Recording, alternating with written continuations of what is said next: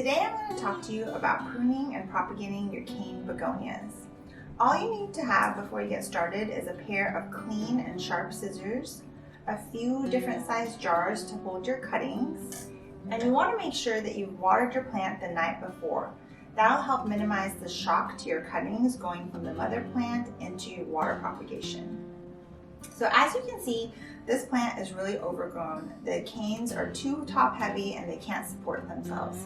So before I start cutting, I need to make sure that I find the nodes along each major stem, and that's where it's going to start growing roots in my water propagation stations.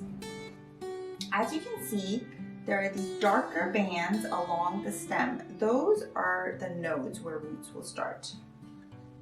The easiest way to find a node is to follow a leaf back onto the major stem and find where it meets the stem.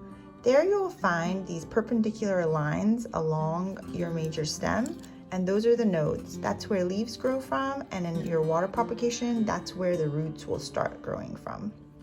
Now, sometimes the leaves have already fallen off and you won't see a leaf next to the node. That's perfectly fine. It still can grow roots from that location.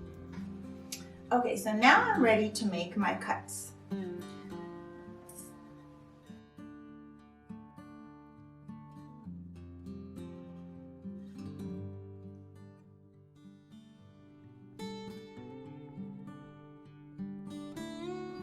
So I wanted to show you this stem has a lot of leaves. I don't have any room to put the nodes in water. So begonias actually can also propagate just from leaf cuttings. So I can simply snap the leaves off and try to water propagate these leaves. So I got 2 nodes right here, and that's what I'm going to put in the water. I find that propagating leaves and putting them in water works really well in a shot glass. They tend to be able to be propped up.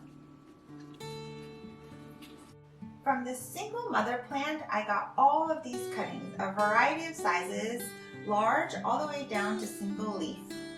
The only step left now is to keep an eye on the cuttings and make sure you discard any rotting stems. Also, change the water about once a week to keep it fresh and growing healthy roots. I find that in about 2 to 3 weeks, I see the roots being about 1 inch to 2 inches long. That's when you know they're ready to be transitioned back into soil or leca. So give this a try with your own begonias and let me know how it goes. If you're interested in adding this particular variety to your collection, this one is called a Maurice Amy. It's one of my absolute favorites. It has stunning coloration in the front, which is pink and silver polka dots, and the back side of the leaf is highly contrasting with this deep maroon color.